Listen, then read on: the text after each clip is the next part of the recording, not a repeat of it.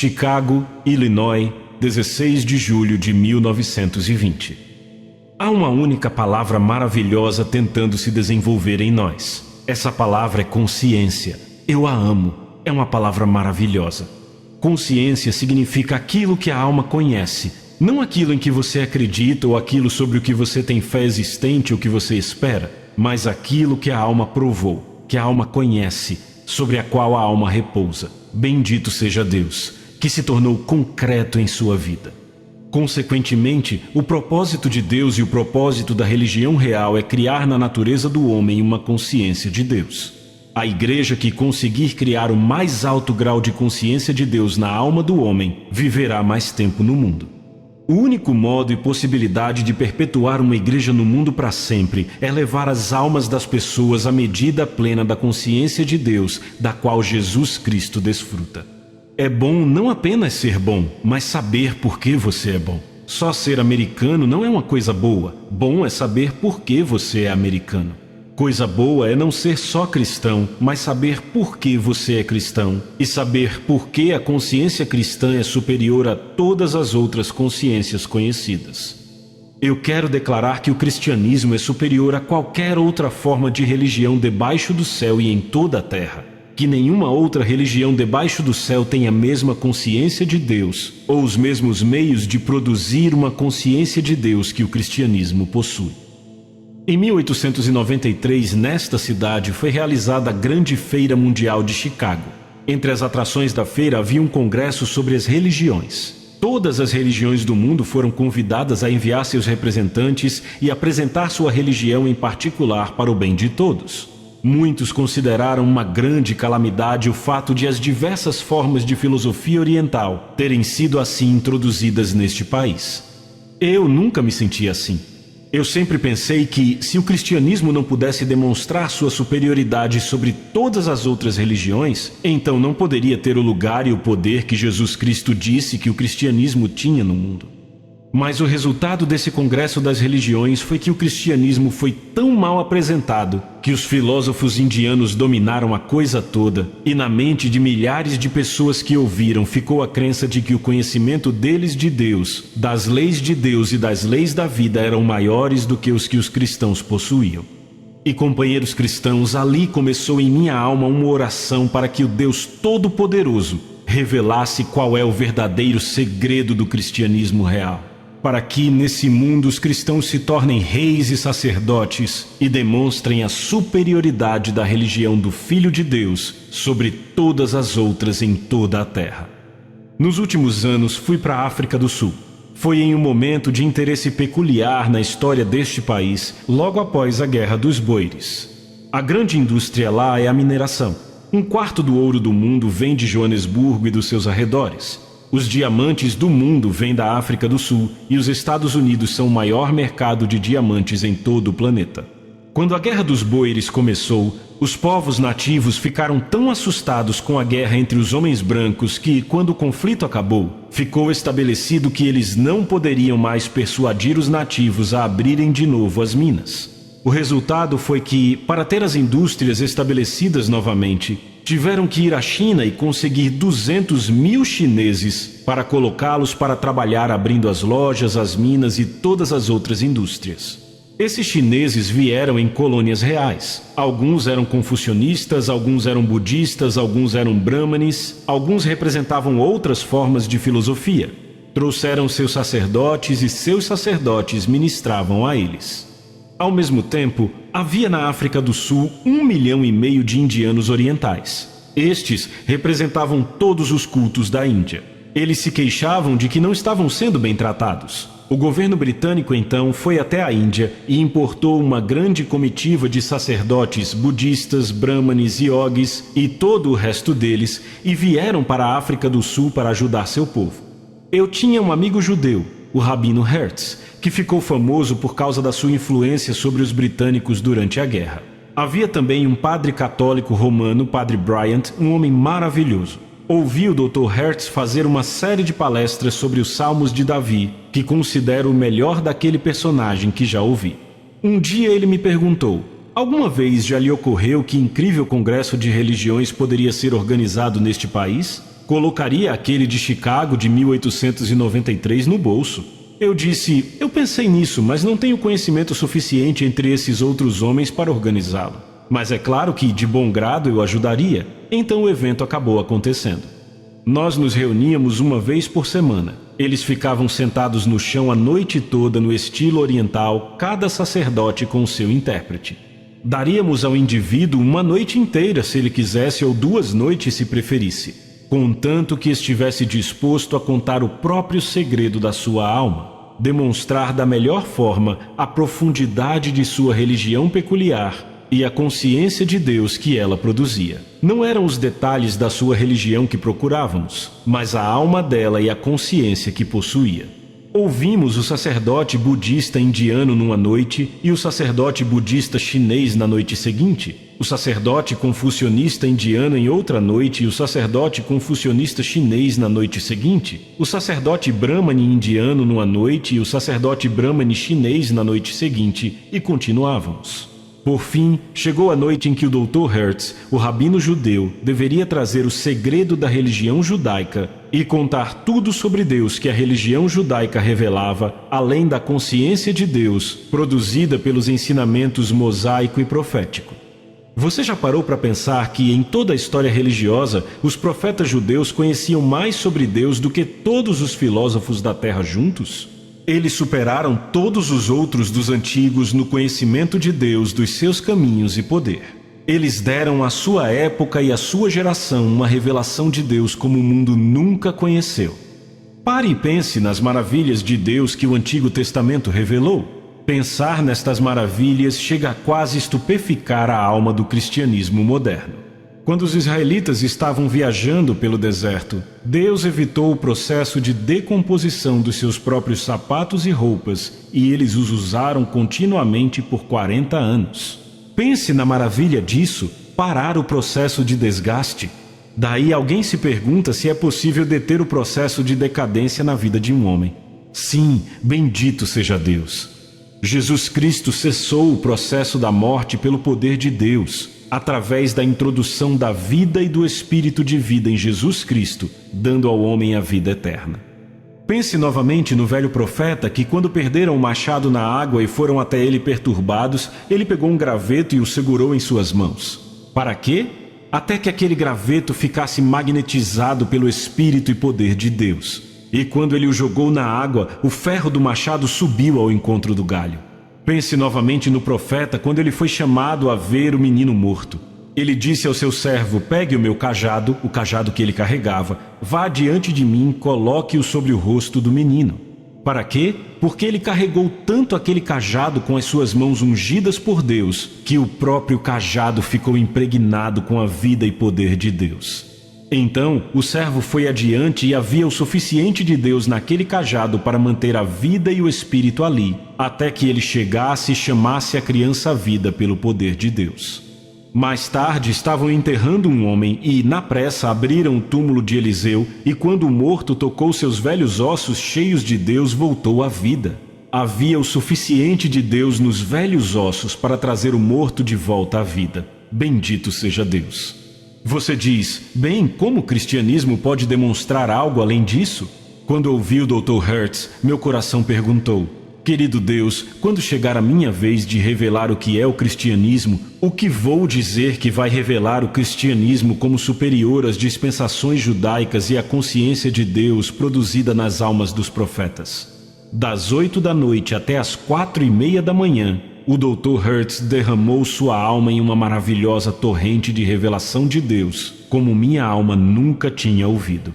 De manhã, quando estava voltando para casa, orei.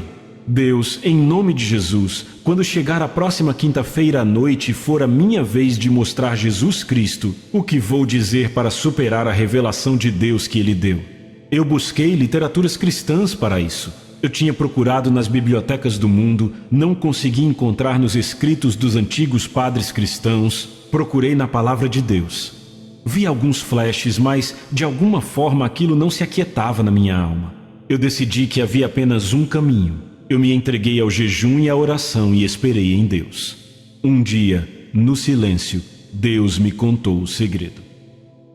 A partir daquele dia, meu coração descansou na nova visão de Jesus Cristo, e uma nova revelação da verdadeira divindade do cristianismo veio ao meu coração.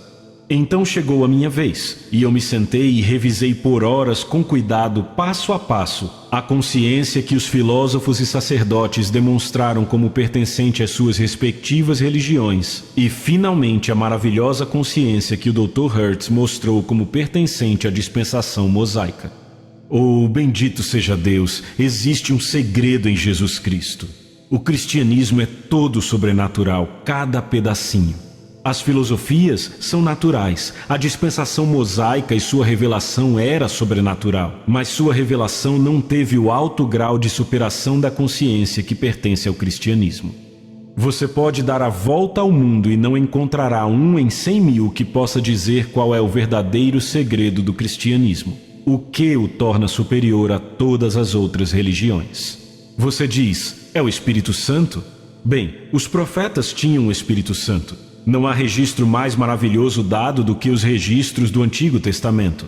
Quando Moisés queria mecânicos e operários para o novo tabernáculo, o Senhor chamou um homem pelo nome e disse: enchi-o com o Espírito de Deus, em habilidade, inteligência e conhecimento em todo artifício, para elaborar desenhos e trabalhar em ouro, em prata, em bronze, para lapidação de pedras de engaste, para entalho de madeira e para todo tipo de trabalho artesanal. Foi assim que aprenderam o ofício.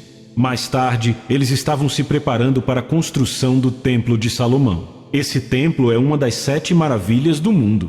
Você já parou para pensar de onde vieram os planos ou como os conseguiram?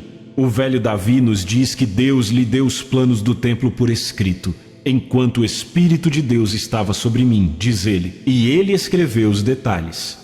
Ele colocou esses detalhes com tanta precisão que prepararam um templo nas montanhas e quando vieram montá-lo, não havia som de martelo. Todas as peças se encaixaram. Movimentos maravilhosos de Deus. Maravilhosa presença de Deus. Isto fala sobre a glória de Deus. Por que será que quando Moisés desceu da montanha, seu rosto brilhava e irradiava com a glória de Deus tão intensamente que o povo teve medo dele e ele foi obrigado a usar um véu até que a unção tivesse deixado um pouco sua alma? Mas, amado, o cristianismo é mais que isso. Paulo declara que a glória do rosto de Moisés foi superada. Eu disse há pouco, o cristianismo não é uma religião natural. Não tem nada de natural nisso. É sobrenatural, de cima para baixo, do centro para a circunferência, de dentro para fora. Vem do céu, cada pedacinho disso. É o fluxo divino da alma santa do Filho de Deus crucificado, ressuscitado e glorificado. Por que Deus desceu do céu para o coração dos homens, para a natureza dos homens, para os corpos dos homens, para as almas dos homens, para os espíritos dos homens? O propósito de Deus no homem é transformá-lo na natureza de Deus. Jesus disse, eu disse, vós sois deuses. João 10:34. Os filósofos chegaram ao túmulo e morreram. Eles não tinham mais revelação para dar. Eles deixaram seus inquilinos e eles existem até hoje. Eu estudei as grandes filosofias orientais. Eu as estudei de capa a capa. Eu as li por anos com a mesma diligência com que li minha Bíblia. Eu as li para ver qual era a sua consciência. O segredo da salvação não está nelas. Mas em minha Bíblia é visto que o Filho de Deus salva os homens de seus pecados e os muda pelo seu poder na natureza deles, para que se tornem como Ele. E esse é o propósito de Jesus: tomar um homem e fazer dele um Cristo. Pegar um pecador e o lavar, deixando puro, branco e limpo. Depois então, entrar em sua vida e o ungir com seu Espírito. Falar através dele, viver nele, mudar a substância do seu espírito, mudar a substância do seu corpo, até que seu corpo, seu sangue, seus ossos, sua carne, sua alma e seu espírito sejam o corpo, o sangue, os ossos, a alma e o espírito do Filho de Deus. Leia Efésios 5:30 e 1 Coríntios 6:17. Jesus foi crucificado. Jesus foi crucificado depois que cresceu em sua alma a consciência divina de que ele poderia entrar na sepultura e pela fé em Deus aceitar a palavra de Deus e crer que ele o ressuscitaria dos mortos. Jesus foi para a sepultura com uma ousadia divina, não simplesmente como um mártir. Ele era o príncipe de Deus, o rei de Deus, o salvador de Deus. Ele entrou no túmulo como o vencedor de Deus. Ele estava atrás de alguma coisa?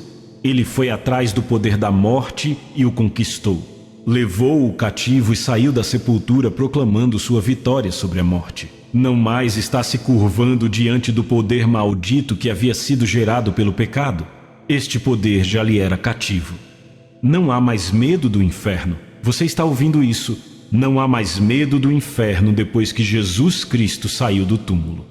Ele agarrou a morte e o inferno pela garganta e trouxe a chave em suas mãos. Ele foi o vencedor.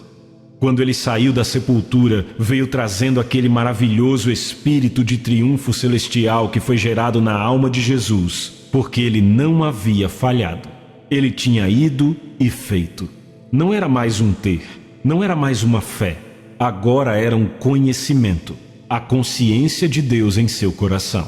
Estava consumado. Oh, sim, bendito seja Deus. Volto para esta palavra com a qual comecei. Você sabe que o segredo da religião está em sua consciência?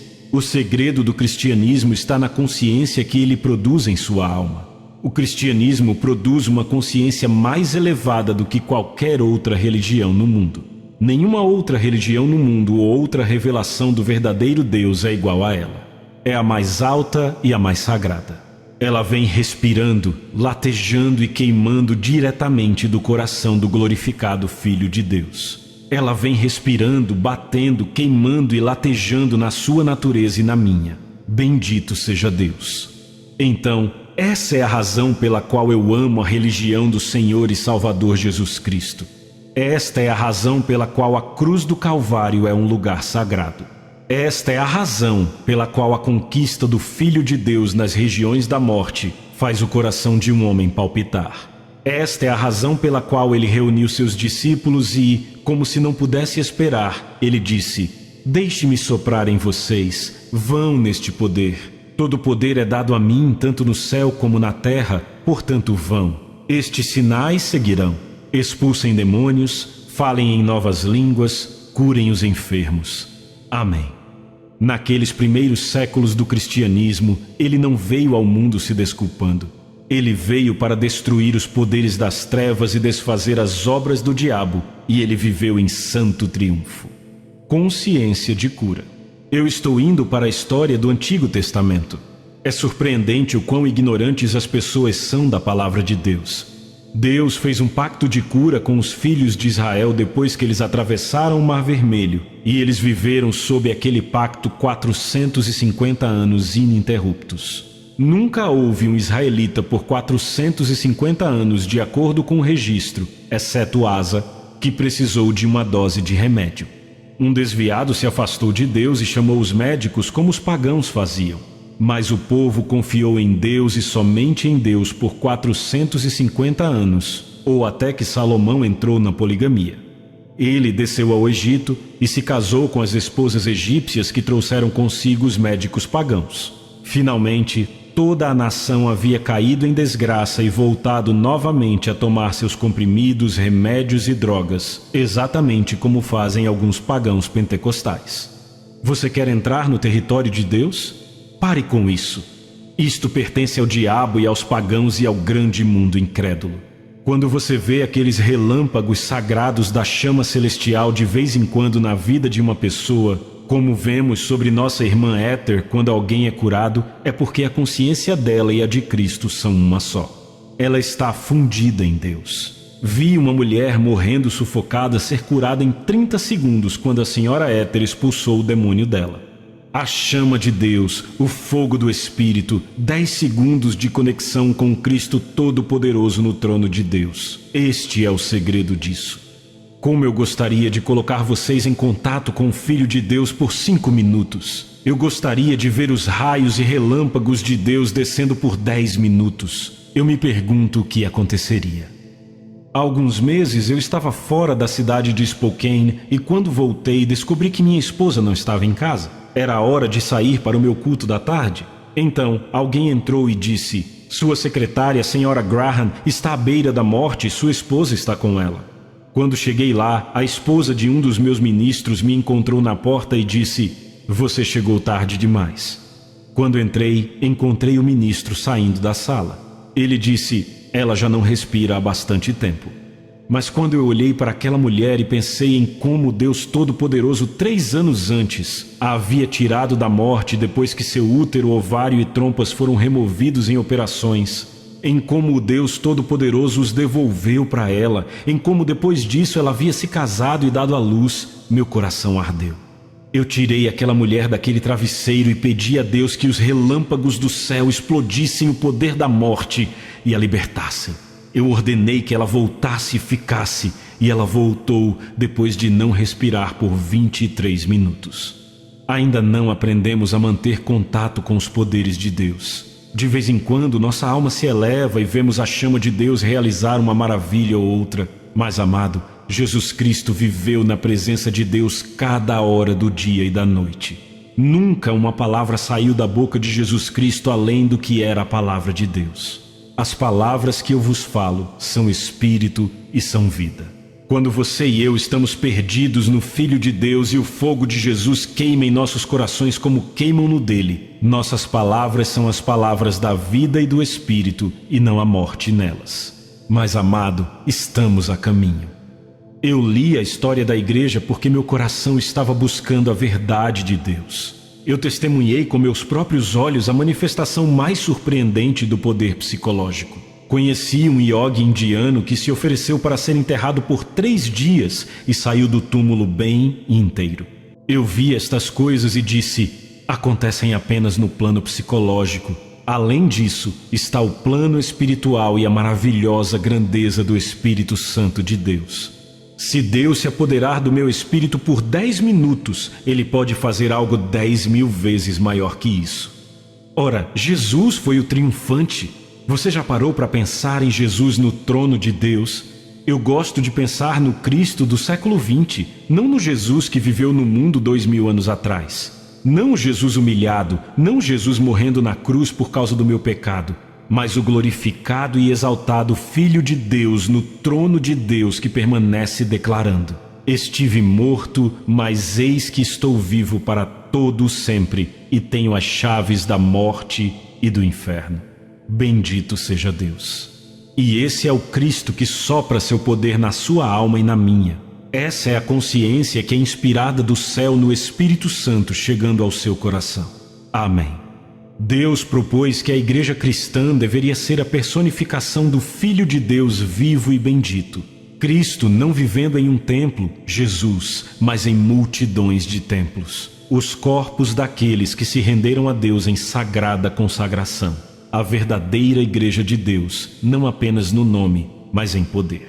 Muitos membros, um só Espírito, uma estrutura de fé e substâncias divinas. O homem transformado, transfigurado e transmutado na natureza, na glória e na substância de Cristo. O maligno não lhe toca.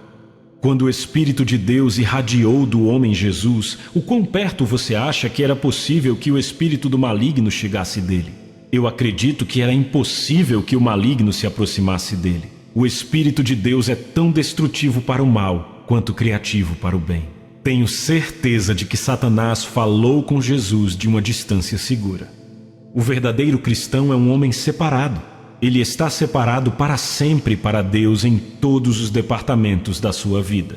Assim, seu corpo, sua alma e seu espírito estão sempre comprometidos com o Pai.